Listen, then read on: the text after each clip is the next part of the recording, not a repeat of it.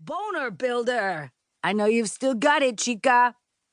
I rolled my eyes, because that was the only part of my face that actually moved. The Botox had kicked in, and my entire face was frozen.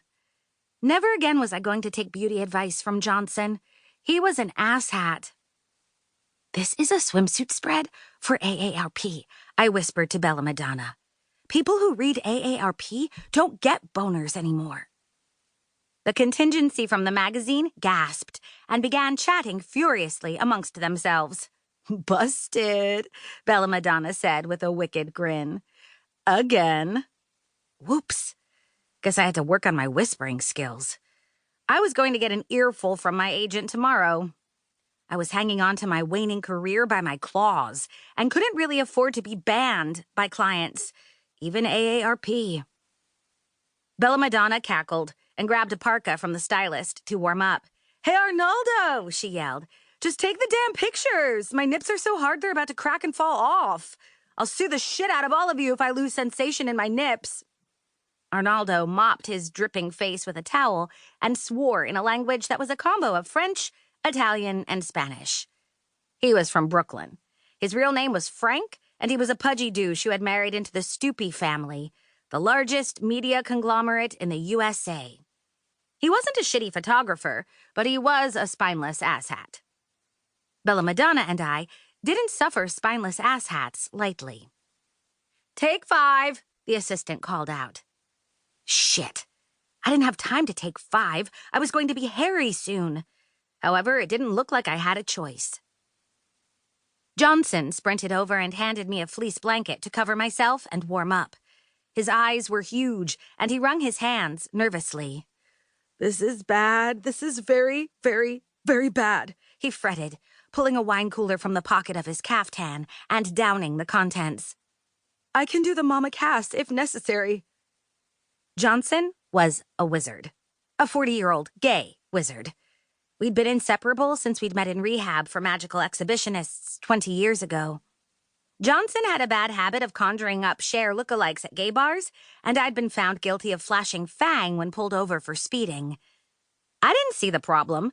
I'd never ended up with a ticket, but apparently sending human patrolmen into therapy was a no-no.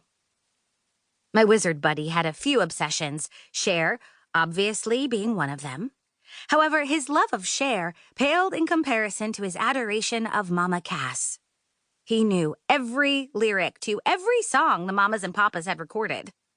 His impromptu concerts at gatherings were epic and usually involved copious amounts of alcohol. Johnson only wore caftans in honor of Mama Cass, and for the most part refused to eat ham due to her cause of death. "Your wig is slipping," I told him, hoping that the Mama Cass wasn't going to be necessary. But if the shoot kept going, desperate and horrifying measures would have to be taken. "Balls," he muttered, adjusting his long brown, parted-in-the-middle locks. "Should have glued it on. Didn't know it was going to be so windy." Johnson was bald. Most of the time, he sported his shiny, hairless pate, but on special occasions, like accompanying me to shoots, he liked to get spruced up. He was totally spruced up this evening. His rose-colored floral caftan was dotted with silver sequins.